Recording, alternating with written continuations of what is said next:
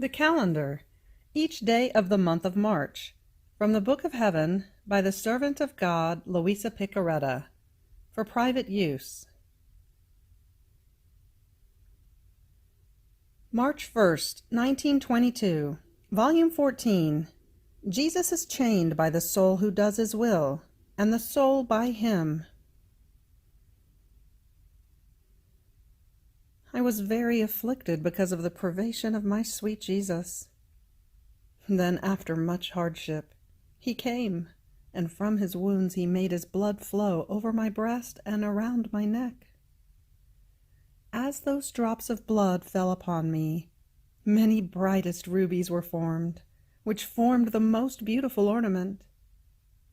Jesus looked at me and told me, "My daughter, how well does the necklace of my blood suit you, how it embellishes you. Look, you yourself, look how beautiful it makes you appear."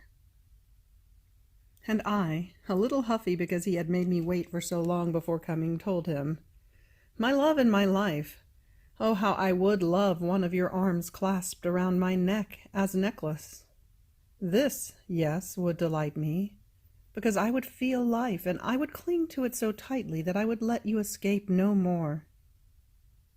Your things are beautiful, it is true, but as you detach them from yourself, I do not find you. I do not find the life. And in spite of your things, my heart raves, agonizes, bleeds with pain, because you are not with me. Ah, if you knew in what torture you put me when you do not come, you would be very careful not to keep me waiting for so long."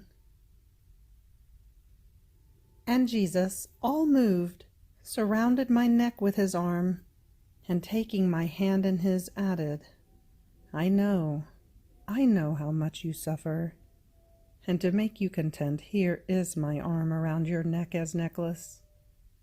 Aren't you happy now? Know that I cannot do without making content one who does my will, because as she breathes, she forms the air of my volition around me, in such a way that she not only surrounds my neck, but my whole life. I remain as though chained and hampered by the soul within the very strength of my will. But this is far from displeasing to me. On the contrary, because of the great contentment I feel, I hamper and chain her. If you cannot be without me, it is because of my chains, my shackles, which hold you so tightly that one moment without me is enough to give you a martyrdom of the most painful. There is nothing that equals it.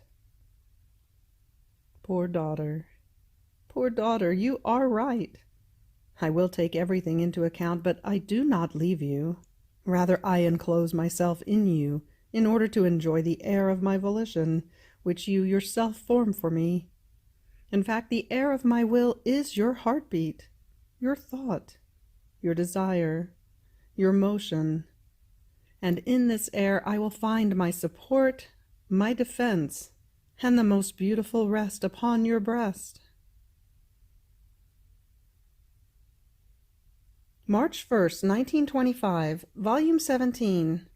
How each additional act we do in the divine will is a thread of human will, which is bound to the eternal light, and which renders more full and intense the light within our soul.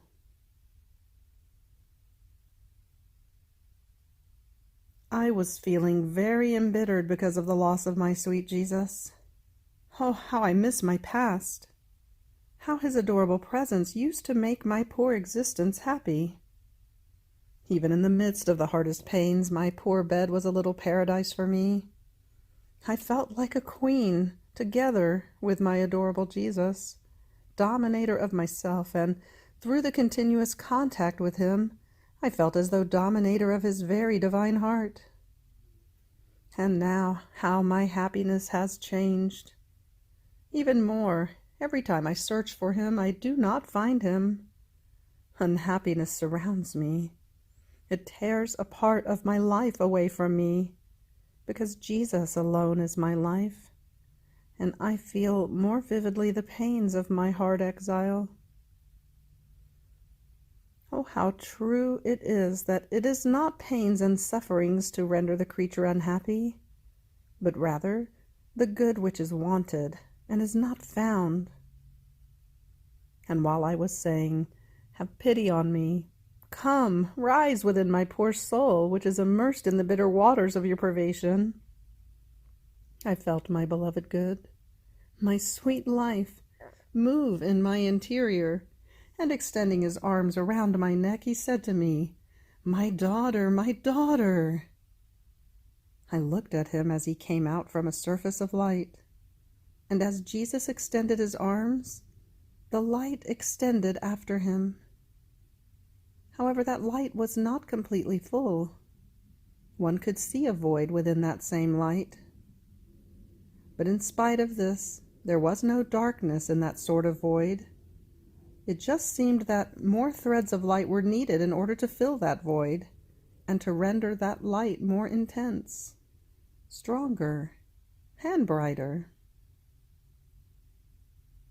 At the sight of Jesus, I felt like rising again from death to life.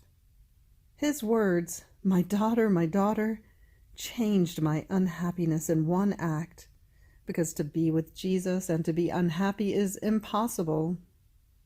At the most, one can be with Jesus in suffering, even the most atrocious pains, but unhappy? Never. Even more it seems that if there is any unhappiness in the soul, it flees from the presence of Jesus, giving place to happiness, which he brings with himself even in suffering. Then continuing, he said to me, "My daughter, courage, do not fear. There is no darkness in you, because only sin is darkness, while good is light. Don't you see that I came out from a surface of light from within your interior? But do you know what this light is? It is all the interior work that you do. Every additional act you do is one more thread of your will, which you bind to the current of the eternal light, and that thread turns into light. Therefore, the more acts you do, adding more threads, the more full, intense, and radiant the light will become. So the light that you see is what you have done.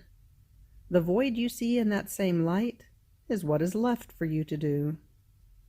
And I will always be in the midst of this light, not only to enjoy it, but to bind the threads of the human will with the current of the eternal light, because I am the origin, the surface, the current of the light.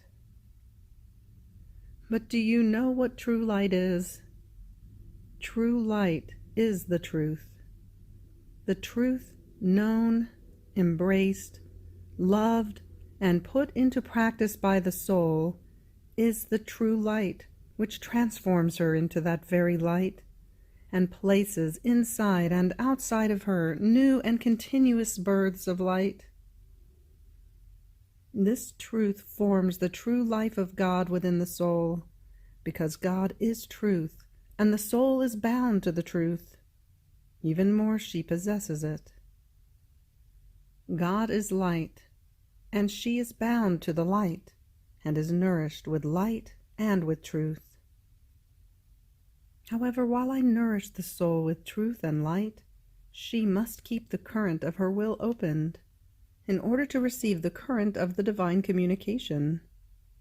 Otherwise it may happen as with the electric current, to which the power it contains within itself is not enough in order to emit light. In fact, it cannot emit it if there are no preparations in order to receive it. And on top of this, not everyone receives the same light, but according to the light bulbs that they have. Those who have one receive one light. Those who have 10 receive light for 10. If the bulbs contain more electric wires, the lamps appear as filled with more light. If they have less wires, even though there is room in the glass, the light is small. And even though the current may be stronger, the lamps do not receive it. if not in proportion to the capacity of the bulbs which receive the current. Therefore it takes the celestial current which wants to give, as well as the human current capable of receiving it. And according to how many more acts you do in my will, you will add more wires to render more complete the light which I want to enclose in you. March 1st, 1936, Volume 34, Prodigies of the Incarnation of the Divine Word. How the heavens are amazed, and the angels remain mute by it. Prodigies when the divine will operates in the creature. The divine Trinity called in council. How God in creating us places a dose of his love in the creature. I am under the press of the privation of my sweet Jesus. I felt myself squeezed, undone, as if my life wanted to end. But the divine volition, triumphing over my little being, rises in my soul and calls me to make my daily round in his will. It seems to me that while I feel myself die without dying, it forms its victory and it is its triumph, and its life rises again over my dying will, more beautiful, all full of majesty and of doubled love. O divine will, how much you love me! You make me feel death in order to centralize your life in me all the more. So I continued my day in his divine acts, and arriving at the incarnation of the Word, felt such love as to feel myself burn, consumed in his divine flames. And my highest good Jesus has drowned in his flames of love told me, my blessed daughter, my love was so much in incarnating myself in the womb of my celestial mother that the heavens and earth could not contain it.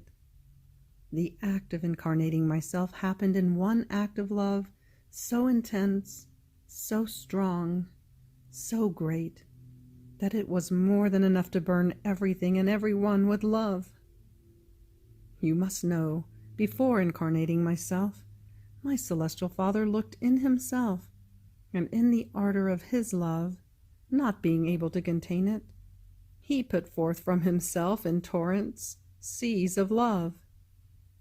In this ardor of love he looked at his Son, and I found myself in the same flames of love, and he commanded me that I would incarnate myself. This I wanted, and in an impetus of love, without leaving my Father or the Holy Spirit, the great portent of the incarnation occurred. I remained with my Father, and at the same time I descended into the womb of my mother. The three divine persons were inseparable, nor subject to separating from ourselves. Therefore I can say, I remained in heaven, and I descended onto earth, and the Father and the Holy Spirit descended with me to earth, and they remained in heaven. So in this act so great, our divine being overflowed so much in love, that the heavens were amazed, and the angels surprised and mute. Everyone was wrapped in our flames of love. The incarnation was nothing other than an act of our divine will. What does it not know how to do and can do? Everything. With its power and with its infinite love, it arrives at even operating the prodigy never heard of nor done, of making us remain in heaven and descend into the prison of the maternal womb.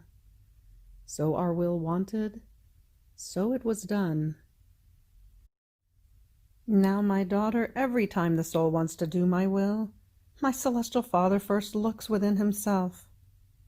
He calls, as in council, the sacrosanct Trinity, in order to fill that act with our will, and with all possible and imaginable goods. Then he pours it forth from himself, and he invests the creature with his operating, communicating, transforming will. And as in the incarnation, the three divine persons remain in heaven, and they descend into the womb of the Immaculate Virgin, so my will with its power transports with itself, in its operative act, the divine Trinity into the creature, while it leaves him in heaven, and it forms there in the human will its divine act. Now who can tell you the marvels that become enclosed in this act of our will?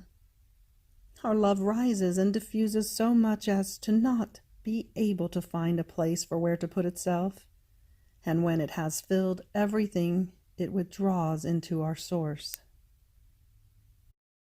Our sanctity feels honored with the divine act of our own will operating in the creature, and it diffuses with surprising grace in order to communicate its sanctity to all creatures. They are indescribable prodigies that it completes when the creature calls it to operate in her.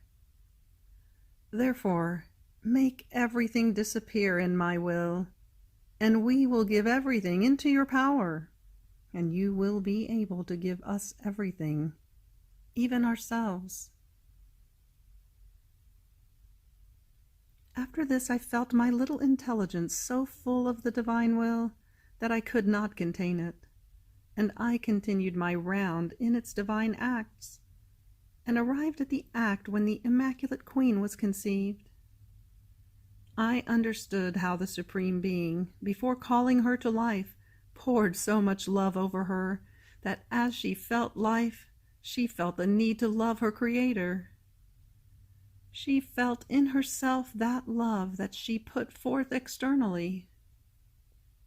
I remained surprised, and my beloved Jesus added, "My daughter, do not marvel. It is our usual way that for each creature, when we place her forth to the light of day, in the act of creating her, we give a dose of love, in this way giving her part of our divine substance. And according to our designs that we have over her, so we increase the dose of our love.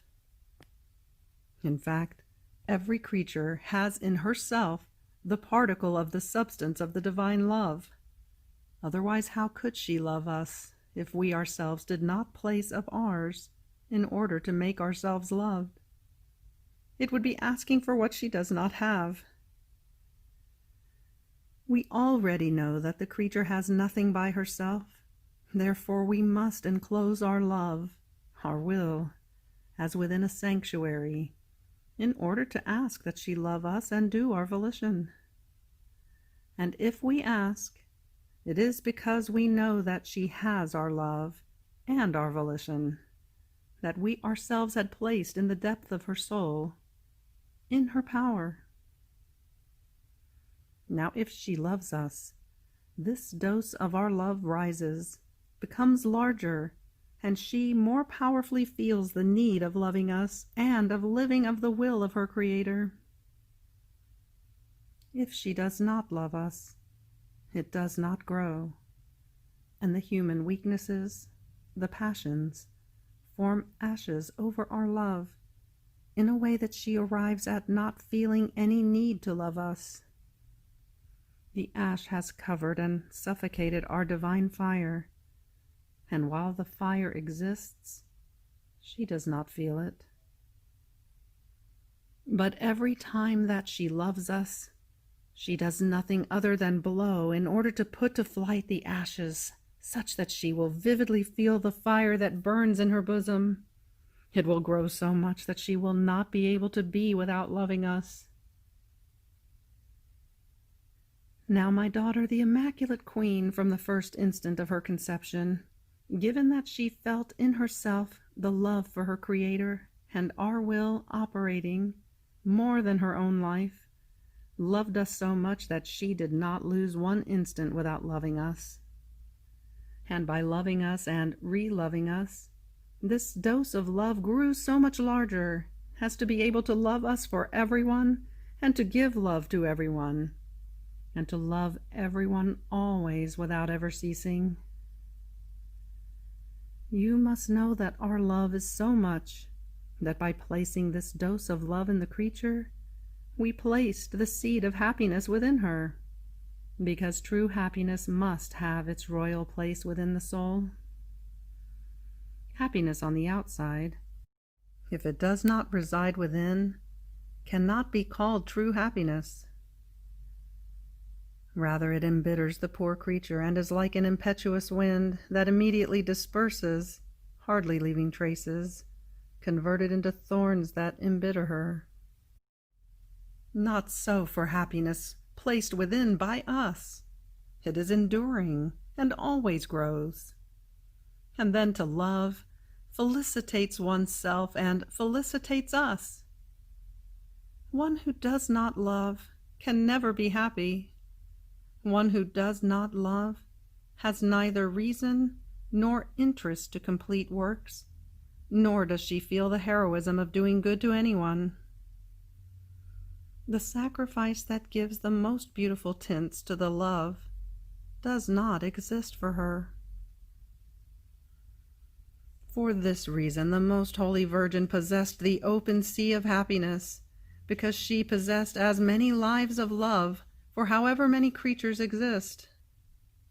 Not only this, but by never doing her will, but always mine, she formed so many ways of my divine will in herself, in a way that she can give to each creature a life of love and a life of divine volition. This is the reason why with right she is Queen of Love and Queen of the Supreme Will.